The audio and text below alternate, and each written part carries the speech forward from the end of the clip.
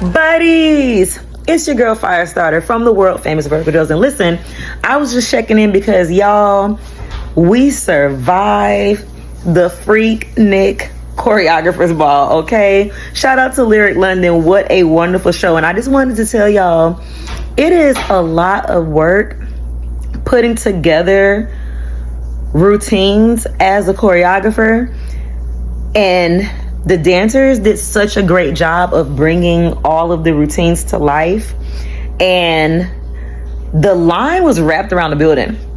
People was not playing, okay? A lot of people was dressed up too, dope outfits. They was not playing games, and man, it was packed in there, and the venue was hot. You hear me? Sweating bullets, finna get on the pole. It was wild and a great time. So let me tell you this. I wanted to explain myself, okay? I just want to explain myself because my team was literally seeing the whole routine come together in real time as the audience was. And I really only had time to work with each group individually once, maybe twice before the show, because we just decided to join the show less than 2 weeks ago. So y'all, okay, so here was the concept.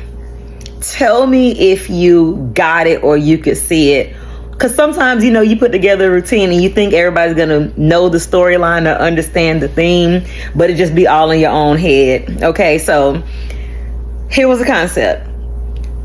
So where I started school at, the place everybody used to congregate and hang out on the school grounds was called the set.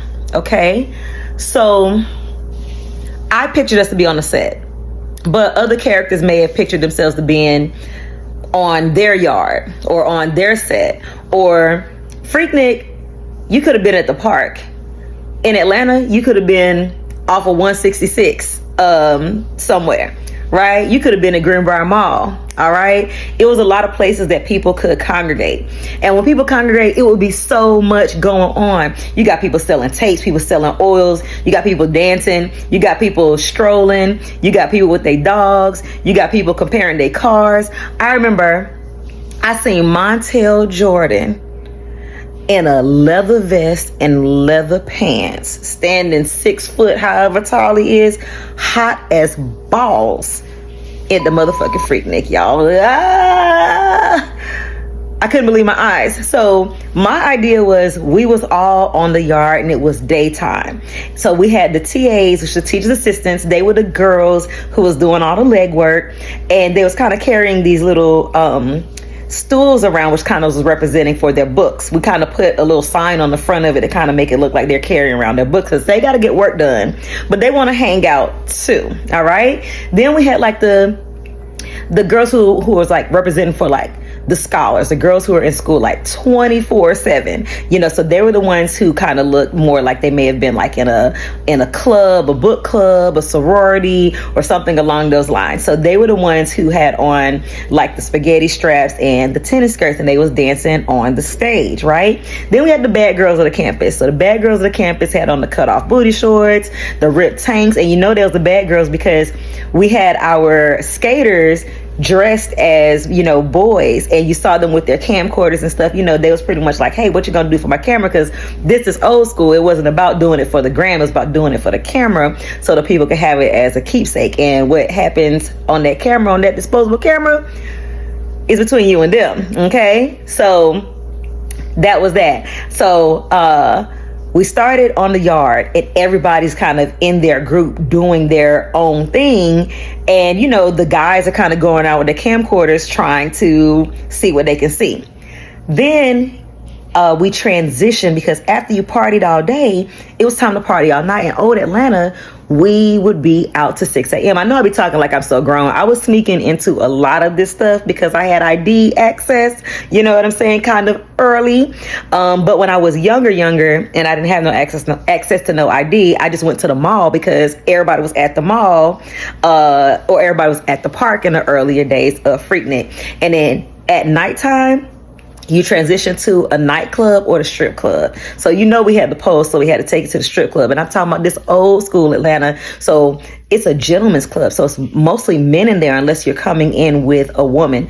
The strip clubs wasn't full of ladies like that. It was full of men with money, okay? Like all kinds of men, professional men. You got your college guys. You had your dope boys. You had some of everybody. So we transitioned to the club. So that's why you saw everybody kind of like peel clothes off, and not that they were necessarily stripping, because all the characters weren't necessarily strippers. It was just stripping into the nightlife, you know what I mean? And during Freaknik, that could happen out in public for sure. So the TAs came out of their button downs, they had on little bodysuits.